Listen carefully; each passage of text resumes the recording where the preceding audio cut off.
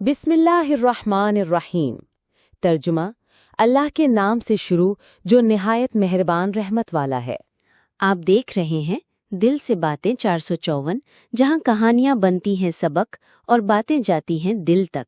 साबिर चींटी और बुलंद पहाड़ का लाजवाल सबक। एक बुलंदो बाला पहाड़ के नीचे एक नन्ही चींटी रहती थी। वो रोज एक दाना उठाकर ऊपर ले जाती, गिरती संभलती मगर रुकती नहीं थी। पहाड़ तंज करता, तुम कमजोर हो, ये रास्ता तुम्हारे बस का नहीं।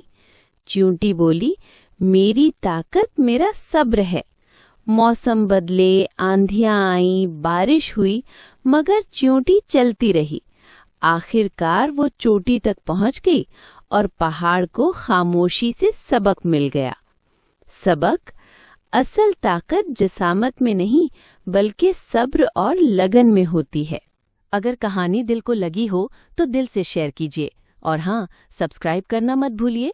मिलते हैं अगली बात में, सिर्फ दिल से बातें 454 पर।